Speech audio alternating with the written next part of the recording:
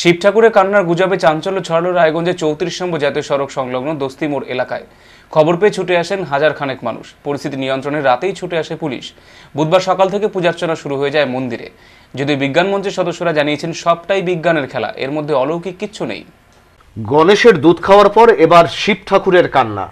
মঙ্গলবার রাতে এই গুজবে চাঞ্চল্য ছড়িয়ে পড়ে রায়গঞ্জের 34 নম্বর জাতীয় সড়ক সংলগ্ন দোস্তি মোড় এলাকায়। ছুটে আসেন হাজার খানেক মানুষ।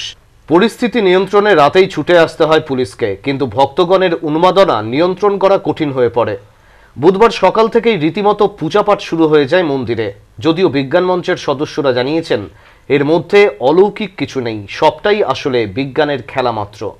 উল্লেখ্য, মঙ্গলবার রাতে আচমকাই দোস্তি মোড় এলাকায় অবস্থিত মন্দিরের শিবমূর্তির দুই চোখ থেকে জলের মতো কিছু বেরোতে দেখেন স্থানীয় কিছু মানুষ। দাবানলের মতো এই খবর ছড়িয়ে পড়ে শহর জুড়ে। কাতারে কাতারে মানুষ ভিড় জমান মন্দিরে। এই অলৌকিক দৃশ্য অনেকেই ক্যামেরা বন্দী করে রাখেন। বুধবার সকাল থেকেই ভক্তবৃন্দের ভিড় উপচে পড়ে মন্দির চত্বরে। পুজো দেওয়ার পাশাপাশি প্রণামী বাক্সও ফুলে ফেঁপে ওঠে। ভিড় সামলাতে আসরে নামতে হয় পুলিশকেও। স্থানীয় বাসিন্দারা জানিয়েছেন, খবর পেয়েই দেখতে চলে এসেছি। শিব ঠাকুরের গাল বেয়ে জলের ছাপ স্পষ্ট, নিশ্চয়ই ভগবানের অশেষ মহিমা।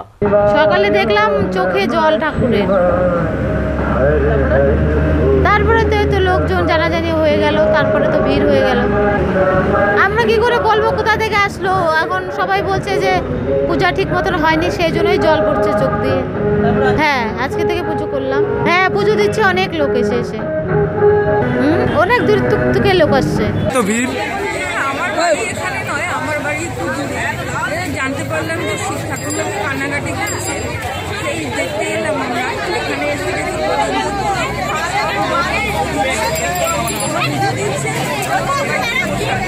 শিব ঠাকুরের এই কান্নাকাটির ঘটনা ভাইরাল হয়ে যায় সোশ্যাল মিডিয়াতেও।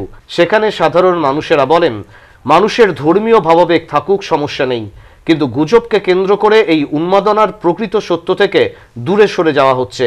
এতে করে হয়তো সুযোগ সন্ধানী কিছু মানুষের পকেটে বাড়তি অর্থ ঢুকবে। অন্যদিকে এই ঘটনার খবর পেয়ে বুধবার বিকেলে ঘটনাস্থলে যান জেলা বিজ্ঞান মঞ্চের সদস্যরা।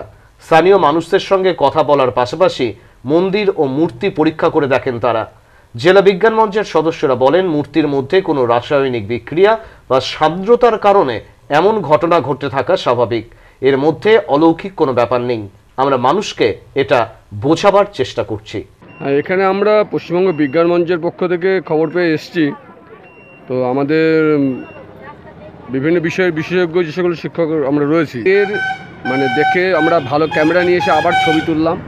ছবি তুলে যা দেখলাম তাতে হচ্ছে যে কোনো কারণে চোখের ওই জায়গা থেকে জলের একটা ধারা আরোপিত, বাইরে থেকে পড়েছে। সে ছাদের ফুটো থেকে হতে পারে, অথবা কোনো ড্রপ পড়তে পারে, পড়ে সেই ধারাটা পড়েছে। যদি চোখের জল পড়ে, মানুষের চোখের জল যখন পড়ে তখন সেটা স্ট্রেট লাইন এরকম হয়ে পড়ে না, তার একটা নেচার আছে, কার্ভ নেচার।